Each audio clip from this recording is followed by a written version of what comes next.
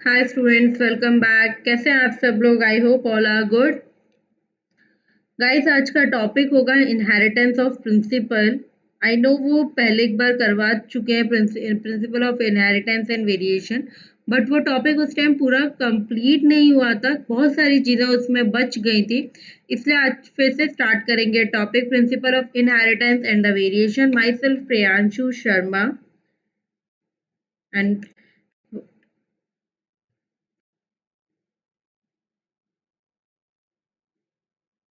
Welcome back to career goals. चलिए start करते हैं। Principle of inheritance and the variation. Firstly आपके syllabus के अकॉर्डिंग जो है principle of inheritance and variation का जो फर्स्ट टॉपिक है वो मेंडल जेनेटिक्स है या मेंडल्स लॉ। आगे चल के हम उसके बारे में ही पढ़ेंगे। जो मेंडल्स लॉ है, जो पी के ऊपर एक्सपेरिमेंट किया, वही सारी चीजें हम दोबारा रिपीट करेंगे। फिर कुछ टर्मिनोलॉजी आएगी इन जेनेटिक्स में, like what is the meaning of a genes, what is the meaning of a locus allele. Okay, then phenotype, genotype, phenotypic ratio, homozygous and heterozygous, then dominant gene, recessive, hybrid, backcross, test cross। Mendel ने क्यों ही select किया pea plant को, क्यों select किया, ऐसा क्या reason था, और क्यों ऐसा उन्हें लगा कि नहीं यही प्लांट जो है वो उनके इस एक्सपेरिमेंट के लिए बेस्ट रहेगा, ऐसा उन्होंने क्यों सोचा, वो भी हम डिस्कस करेंगे। And then the Mendelian law of heredity, inheritance of one gene like a monohybrid, dihybrid, cross, test cross, incomplete dominance। Okay, then blood group वगैरह। फिर inheritance of the two gene, जिसमें मैंडल्स के दो law या law of independent, जो Mendel's का second law है जिसको हम लोग लॉ ऑफ इंडिपेंडेंट असॉर्टमेंट बोलते हैं, वो भी हम लोग आज ही कवर करेंगे। फिर मेन चीज आएगी जो हमें जिस पे ज्यादा फोकस करना है, it's a chromosomal theory of A inheritance, sex determination and sex-linked inheritance in Drosophila, linkage, and then mutation, pattern analysis, genetic disorder, hemophilia, color blindness and type of color blindness, and skill cell anemia and the Down syndrome।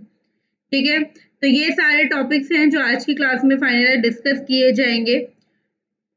तो start करते हैं first topic से। And first topic is Mendelian genetics.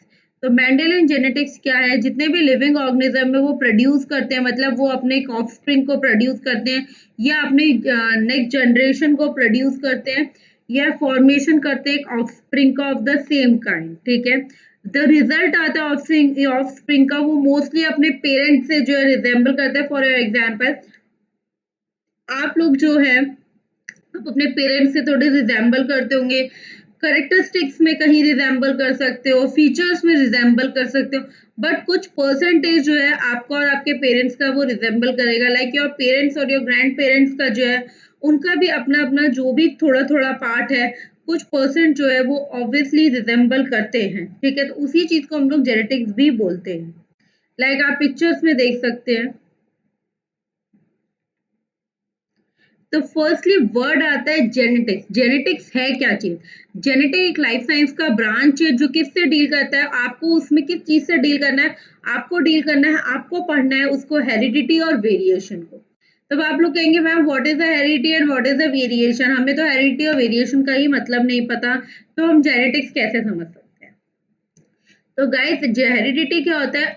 आपके characters या आपके parents के characters जो है आप में आके ट्रांसफर हो, ट्रांसमिट हो, ट्रांसमिशन हो रहा है, मतलब वो करेक्टर आपके पेरेंट्स से आपके अंदर आ रहे हैं, तो मतलब हेरिडिटी हो रही है। Heredity is the transmission of character from parent to their offspring. अब आप आपके पेरेंट्स से आप में आए, देन आपसे आपके जो नेक्स्ट जनरेशन आएगी उसमें आएंगे, तो ये क्या है? करेक्टरिस्टिक्स जो है वो ट्रांसमिट हो रहे हैं एक पर्सन से दूसरे पर्सन में। ठीक है, next is A variation. Variation is a difference among the offspring and with their parents.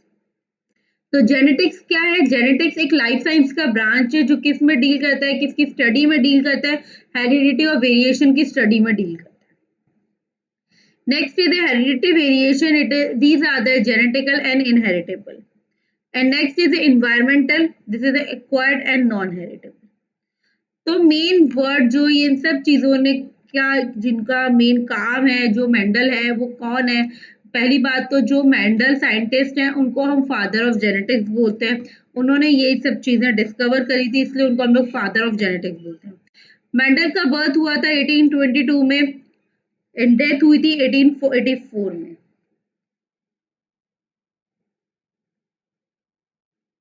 Australian scientist हैं।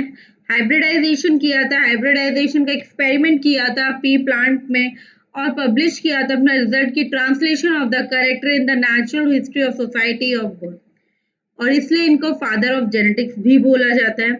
मैंडल का बर्थ हुआ था एक बहुत पुअर फैमिली में, ऑस्ट्रेलिया की एक फैमिली है, पुअर प्लीजेंट फैमिली में उनका बर्थ हुआ था। He spend his school education due to the घर में गरीबी के कारण उन्होंने अपनी स्कूल एजुकेशन जो है वो ड्रॉप कर दी थी। उन्होंने ज्वाइन किया, एक चर्च ज्वाइन किया था 1843 में। 1847 में वो वहाँ के हेड बन गए, ठीक है, मोनेस्ट्री के हेड बन चुके थे। 1851 में उन्हें एक स्टडी के लिए बुलाया गया यूनिवर्सिटी में, जिसे natural history and the mathematics की स्टडीज करी उन्होंने वहाँ पे 2 साल तक। वापस वो रिटर्न हुए, उन्होंने वर्क स्टार्ट किया एज ए टीचर। वो एक टीचर बन गए, कहाँ पे? नेचुरल हिस्ट्री और मैथमेटिक्स के। और वो अप्रोक्सीमेटली 10 साल तक उन्होंने यही काम किया। 1856 से 1865 तक उन्होंने अपना टीचिंग वर्क स्टार्ट किया। इसी टाइम पे अपना इन्होंने एक्सपेरिमेंट जो है वो डिजाइन किया था, ब्रीडिंग एक्सपेरिमेंट जो पी प्लांट के साथ था। वो इसी टाइम ड्यूरेशन में उन्होंने उसको डिजाइन किया था और उन्होंने उसको बहुत केयरफुली एनालाइज किया और उसके रिजल्ट लेकर आए। 1865 में वो रिजल्ट जो है वो पब्लिश्ड हुए और रिजल्ट क्या था? Translation of the character in the natural history of society of this. 1900 में मैंडल ने वर्क रीडिस्कवर्ड हुआ बाय द 3 साइंटिस्ट। अब ये काम जो मैंडल ने कर लिया था, बट 1900 में ये वर्क जो है दोबारा से रीडिस्कवर्ड किया, वो भी 3 साइंटिस्ट के हेल्प से। अब एक जर्मनी का साइंटिस्ट, एक ऑस्ट्रेलिया, एक हॉटलैंड का साइंटिस्ट था, जिन्होंने इनके एक्सपेरिमेंट को दोबारा रिपीट किया, दोबारा डिस्कवर किया, दोबारा उस पर वर्क किया। अब इसमें मेन वर्क क्या था, मेन काम क्या था? उन्होंने आपके मेंडल्स ने जो है पी के एक्सपेरिमेंट के लिए पहली बात पी ही क्यों चॉइस किया, वो मैं आपको आगे बताती हूँ कि ऐसा क्या था। चलिए अभी बताते हैं पी क्यों चॉइस किया था, या मेंडल ने ऐसा क्यों सोचा कि नहीं भाई मटर ही जो है वो बेस्ट ऑप्शन रहेगी इस एक्सपेरिमेंट के लिए।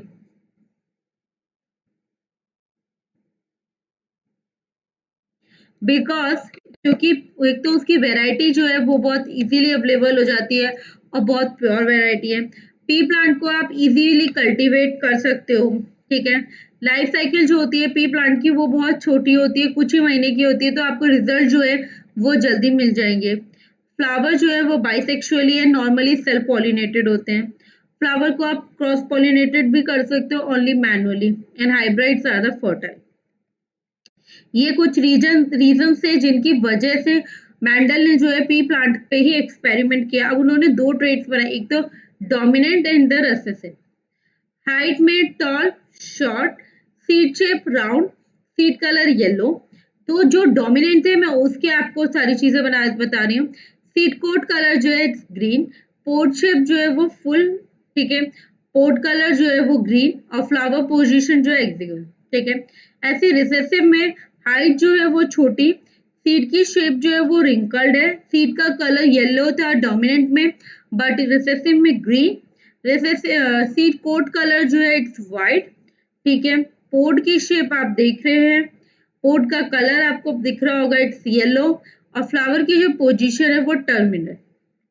इसी तरह से उन्होंने जो है फर्स्ट क्रॉस कराना स्टार्ट किया, ठीक है। तो ये टॉल प्लांट और ये शॉर्ट प्लांट, तो ऑब्वियसली आपके पास टॉप टॉल प्लांट है तो आप कैपिटल टी और स्मॉल टी का क्रॉस करवाओगे। तो अब ये एक पेरेंटल जनरेशन है आपके पास। अब आपने इसमें से गेमीट्स फॉर्म किए, तो एक स्मॉल टी आया है, एक कैपिटल मतलब एक कैपिटल टी, एक स्मॉल टी, ठीक है। अब आपको इनका क्रॉस कराना है, ठीक है। अब इस टाइम पे आपका क्या आएगा? ऑल आर द टॉल, क्योंकि ये आए हैं तो ऑब्वियसली अब इसका इससे करवाओ या इसका इससे करवाओ तो टॉल ही आएगा।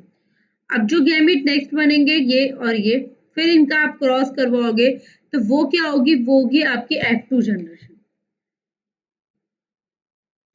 F2 जनरेशन में जो आपका जीनोटाइप है इट्स ए 1:2:1 और फिनोटाइप जो है वो 3:1। ठीक है, ये तो मैं आप लोगों को बहुत बार समझा चुकी हूँ, तो जितना ज्यादा एक्सप्लेन करने की आई थिंक कोई नीड नहीं होगी। अब कुछ टर्मिनोलॉजी आती है जेनेटिक्स से related. First meaning is what is the gene. Gene क्या एक फंक्शनल यूनिट है हेरिडिटी का, functional unit of heredity responsible for the expression of character in the progeny. ठीक है, समझ में आ गया। लोकस या पोजीशन जो भी है जीन क्रोमोसोम में, जीन की जो भी पोजीशन है उसको हम लोग लोकस बोलते हैं। एलील क्या एक अल्टरनेटिव फॉर्म है जीन का फ्रॉम द कंट्रास्टिव कैरेक्टर जो प्रेजेंट होता है on the identical locus of the homologous chromosome.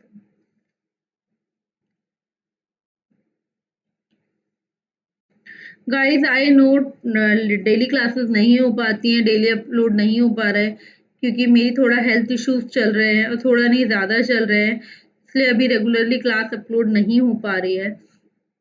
इसलिए आई एम सॉरी। आज भी मतलब मैं इतनी ठीक नहीं थी कि मैं क्लास कर सकूं, लेकिन आई नो आपको भी पढ़ना है और मेरे को भी पढ़ाना है। ठीक है, तो इसलिए मैंने सोचा कि नहीं, आज तो 101% जो है क्लास अपलोड होगी। तो बस इसी वजह से आज क्लास अपलोड करूंगी पक्का।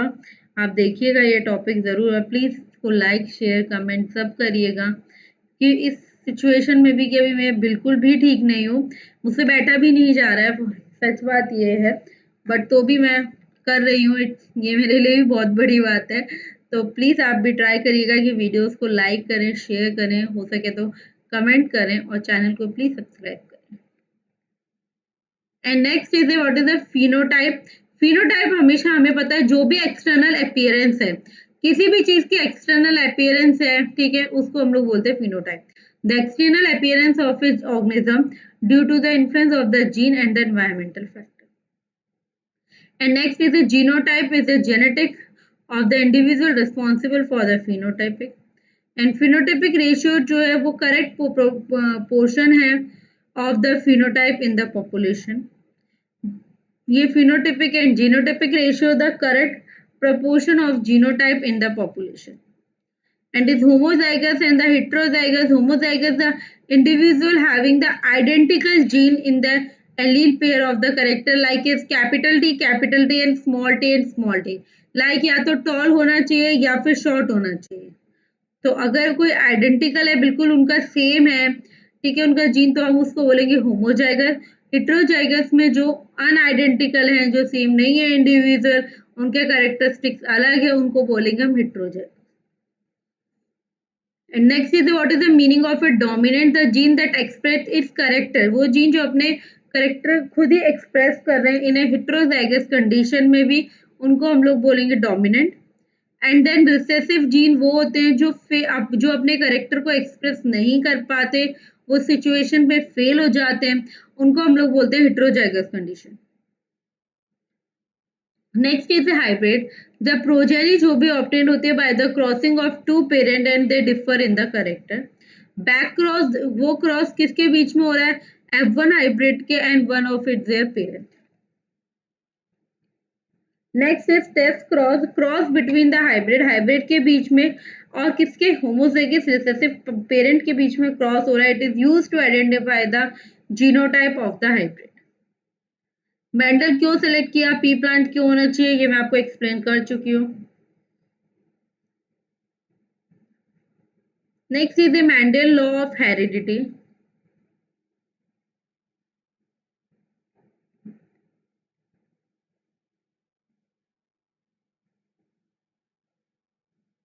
The law of pair factor, factor किस चीज के लिए रिस्पॉन्सिबल है, ट्रांसमिशन करने के लिए करेक्टर को जो प्रेजेंट है इन द पेयर। तो first is law of dominance. In hybrid dominant character suppress the expression of the recessive character. अब जो मैंडल्स थे उनके भी अपने दो लॉ थे, एक था लॉ ऑफ सेग्रीगेशन और दूसरा था लॉ ऑफ असर्टमेंट। तो जो लॉ ऑफ सेग्रीगेशन है या law of purity of the gamete है, वो क्या बोलता है जो पेयर है, when a pair of factor from the character brought together in A hybrid and they separate during the during the formation of A gamete. ठीक है। And next is inheritance of A one gene. Inheritance of one gene कैसे express कर सकते हो या उसको आप कैसे एक्सप्लेन कर सकते हो? इनहेरिटेंस ऑफ वन जीन के लिए एक्सप्रेस करना है मोनोहाइब्रिड क्रॉस। जब सेम क्रॉस हो रहे हैं दो पेरेंट के बीच में, एक ही पेयर है, मतलब क्रॉस हो रहा है दो पेरेंट का, बट उनका जो पेयर है वो डिफरिंग कर रहा है या करेक्टर जो है वो सिमिलर शो कर रहे हैं, इट्स मीन्स मोनोहाइब्रिड क्रॉस। आप मोनोहाइब्रिड क्रॉस यहाँ पे विजिबल देख सकते हैं easily, this is monohybrid cross और this is a tall plant and this is short plant. आपने दोनों के गैमीट्स में एक एक गैमीट का लेके क्रॉस कंप्लीट करवाया, तो आप F1 जनरेशन में क्या देख रहे हैं कि सारे प्लांट जो हैं वो टॉल है, मतलब बड़े हैं। और F2 जनरेशन में आपने क्या देखा कि रेशियो आ रहा है 1:1 का, और फिनोटिपिक रेशियो इज 3:1। फिनोटिपिक क्या होता है? मैं भी आपको पहले ही बताया, फिनोटिपिक इज एक्सटर्नल अपीयरेंस, और एक्सटर्नल एक्सपीरियंस में आप यही पता लगा सकते हैं कि प्लांट छोटा है या प्लांट बड़ा है। ठीक है। And this is monohybrid cross and Mendel first law.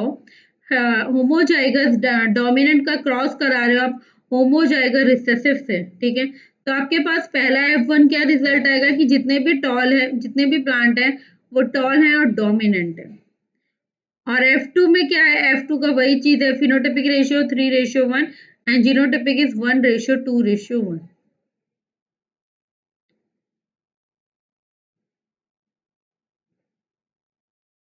Next is a test cross. Test cross क्या होता है? जब भी क्रॉस किया जा रहा है हाइब्रिड के और होमोजाइगस रिसेसिव पेरेंट के बीच में।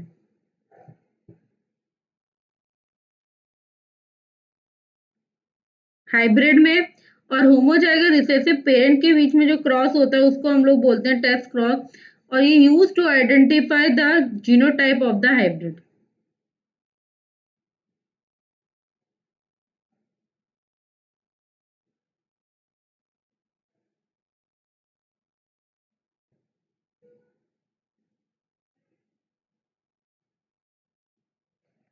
Like this is a hybrid tall and this is a recessive dwarf, मतलब छोटा।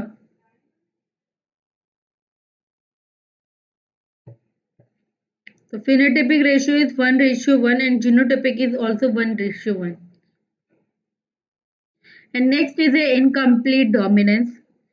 पार्शियल डोमिनेंस भी बोल सकते हैं, सेमी डोमिनेंस भी बोल सकते हैं और इनकम्प्लीट डोमिनेंस भी बोल सकते हैं। जो the inheritance in which allele for the specific character it's not a completely dominant over their allele is called incomplete dominance. ठीक है। अगर कोडोमिनेंस है तो जो भी एलील है, बोथ एलील जो है वो अपने करेक्टर जो है, उनके करेक्टर जो है वो डोमिनेंट भी होंगे और एक्सप्रेस करेंगे अपने फुल करेक्टर को, उसको हम लोग बोलते हैं codominance. For example A B blood group है ह्यूमन बींग का, तो ब्लड ग्रुप जो ह्यूमन में वो कलेक्ट किए जाते हैं by the 3 allele, 3 alleles of the gene से, like IA, IB and small I. तो ABO लोकस जो होता है वो लोकेटेड होता है क्रोमोसोम नंबर 9 पे। IA जो रिस्पॉन्सिबल है for the production of antigen A। IB जो है वो रिस्पॉन्सिबल होता है for the production of antigen B। और I जो है, जो स्मॉल I है, वो कोई भी एंटीजन जो है वो प्रोड्यूस नहीं करता। इसलिए बोलते हैं कि ब्लड ग्रुप है A group, but it's a genotype is capital I capital A capital I capital A, या फिर capital I capital A and small I. ठीक है। और बी ब्लड ग्रुप है तो सारे बी होंगे। ए बी है ग्रुप तो it's capital I and capital I B, और O group is small I. ठीक है। अब क्या क्या हो सकता है? दो पेरेंट है आपके पास, मतलब एक मेल और एक फीमेल। तो पेरेंट 1 का जो ब्लड ग्रुप है वो ए है, पेरेंट बी का भी ब्लड ग्रुप ए है, तो चाइल्ड जो होगा उसका ब्लड ग्रुप या तो ए होगा या ओ होगा। ठीक है। लाइक पेरेंट ए ग्रुप है, फर्स्ट पेरेंट ए ग्रुप है एंड सेकंड पेरेंट जो है वो बी ग्रुप है। जस्ट वेट, मैं आपको मेंशन कर देती हूँ तो आपको इजी रहेगा। ठीक है। लाइक पेरेंट जो है वो एक ग्रुप है, लाइक मेल है, एंड देन दूसरा पेरेंट फीमेल है। ठीक है।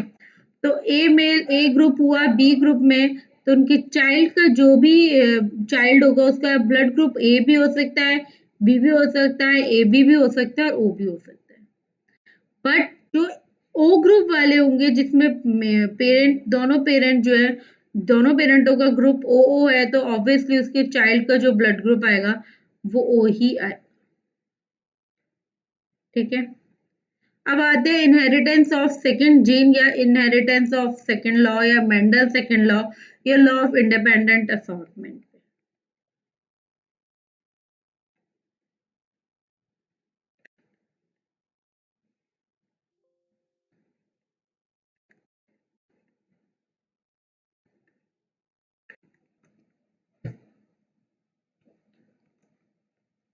Second law is law of independent assortment.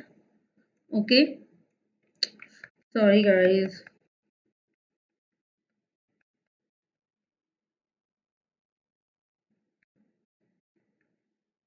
तो second law is law of independent assortment. उसमें क्या बोला है, जो factor for the different pair of contrasting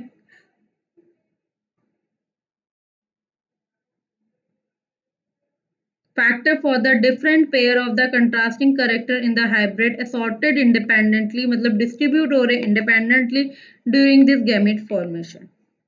Mendel's second law explained by the dihybrid cross. Dihybrid cross क्या है, जो भी क्रॉस हो रहा है between the two parent which differ in the two pair of contrasting character. Like this is the dihybrid cross, round yellow and wrinkled green. And genotype is capital R and small y like this. ठीक है, तो आप देख सकते हो कि आपका जो फर्स्ट जनरेशन है उसका क्या रिजल्ट शो हुआ है।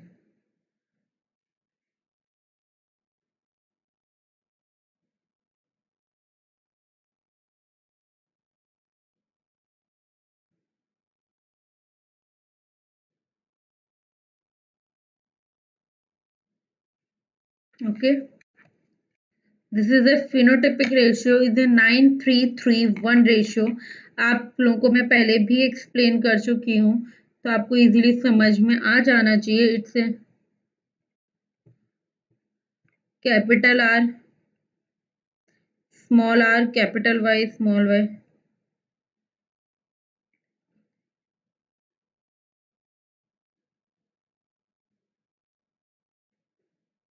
ठीक है।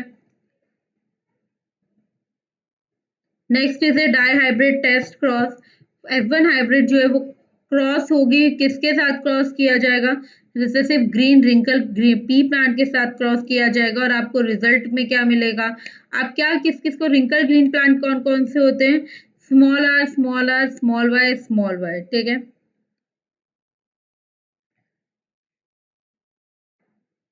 ठीक है, तो फिनोटाइपिक रेशियो क्या आएगा, phenotypic ratio is 1:1:1:1। Next is A chromosomal theory of inheritance. क्या होता है, मतलब क्या है।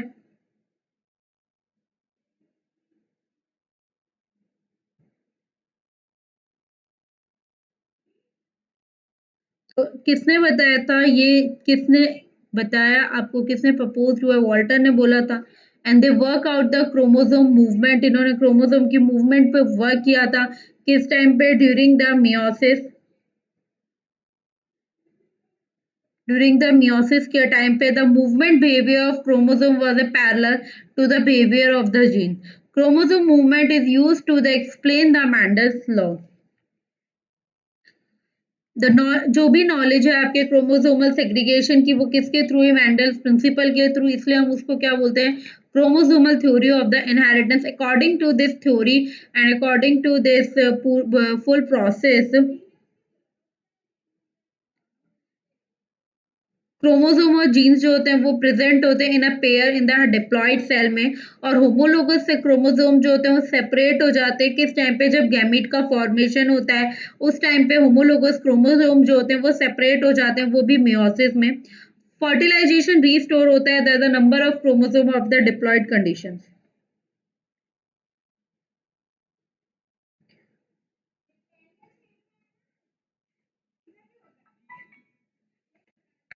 ठीक है, नेक्स्ट जो है ये एक्सपेरिमेंट किस चीज पे कंडक्ट हुआ और कैसे हुआ। एक्सपेरिमेंट का वेरिफिकेशन जो है वो हुआ क्रोमोसोमल थ्योरी ऑफ इनहेरिटेंस के थ्रू। और ये वर्क किया गया था एक फ्रूट फ्लाई के ऊपर। मॉर्गन ने वर्क किया था फ्रूट फ्लाई पे। उन्होंने क्यों सेलेक्ट किया, क्योंकि एक जेनेटिकल स्टडीज हो सकती थी, वो ग्रो करते एक सिंपल सिंपल सिंथेटिक मीडियम में लैब के अंदर। उनकी लाइफ साइकिल जो होती है वो 2 हफ्ते की होती है, सिंगल मीटिंग है and could produce a large number of progeny files. Clear differentiation of male and the female file। बहुत सारे type of the heredity variation जो है वो शो हुए, वो भी लोअर माइक्रोस्कोप।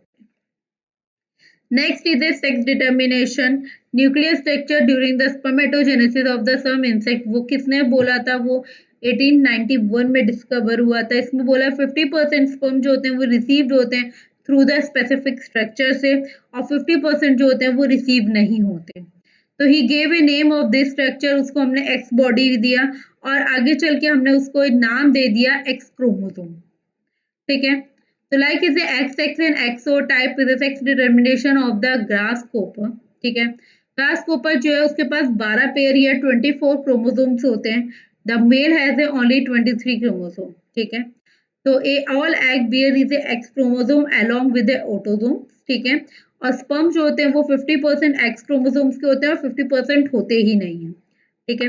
तो एग जो फर्टिलाइज करेगा किसी स्पर्म के साथ विद हैविंग एक्स क्रोमोसोम, तो उसको फीमेल में क्या आ जाएगा, 22 प्लस एक्स एंड एक्स। ठीक है। And egg fertilize with sperm without x, अगर किसी एक्स के बिना वो हो रहा है तो क्या आएगा, क्रोमोसोम बिकम ए मेल।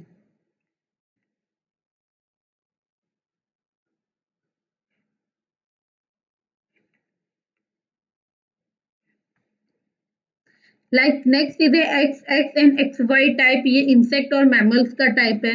इस टाइप के अंदर मेल और फीमेल के पास सेम नंबर ऑफ क्रोमोसोम होते हैं। Female has a autosome and the pair of a X chromosome. Male भी एक ऑटोसोम है बट उसके पास जो है वन लार्ज एक्स क्रोमोसोम होता है और एक बहुत स्मॉल वाई क्रोमोसोम होता है। इस दिस टाइप को हम इज मेल हेट्रोगैमेटी बोलते हैं, और फीमेल को जो होते हैं होमोगैमेटी बोलते हैं। Next is Z Z Z W type. Bird के अंदर का सेक्स डिटर्मिनेशन है। इस टाइप के फीमेल बर्ड जो होते हैं उनके पास डिफरेंट 2 सेक्स क्रोमोसोम नेम होते हैं like Z and W. Male bird जो होती है वो सिमिलर होती है सेक्स क्रोमोसोम में, जिसको हम लोग जेड जेड बोलते हैं। और in this type of the sex determination female is hetero and the male is a homogametic. Guys next जितना भी है sex linked inheritance in Drosophila and linkage, mutation, pedigree analysis, ये सारा जो है हम कल की क्लास में कवर करेंगे, कलर ब्लाइंडनेस एंड ऑल। ठीक है। आई थिंक यहाँ तक की सारी चीजें आप लोगों को क्लियर होंगी। And thank you so much guys.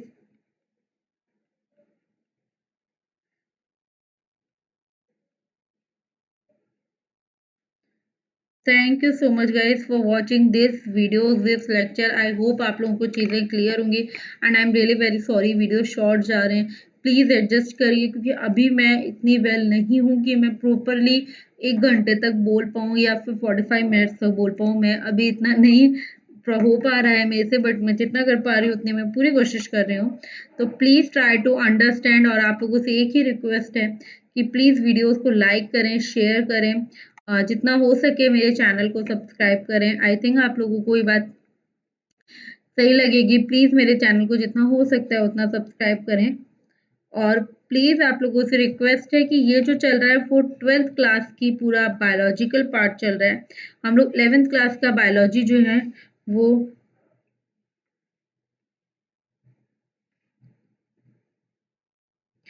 11th class का जो बायोलॉजी है वो हम ऑलरेडी कंप्लीट कर चुके हैं। वो ऑलरेडी हम लोग कंप्लीट कर चुके हैं। पूरा बायोलॉजिकल पार्ट जो है 11th क्लास का कंप्लीट है एंड देन हमने बायोलॉजिकल 12th का स्टार्ट किया है। अगर आपको कोई भी डाउट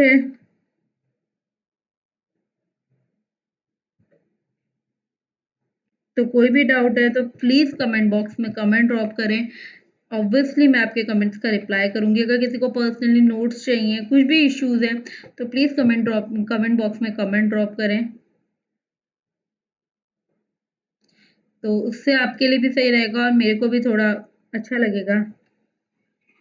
तो thank you so much guys, I hope all are good. Please videos को लाइक करें, शेयर करें, चैनल को सब्सक्राइब करें और जितना हो सके उतना इन वीडियोस को आगे बढ़ाएं जिससे और लोगों की भी हेल्प हो सके। Thank you so much guys, I hope all are good. Please bye, take care.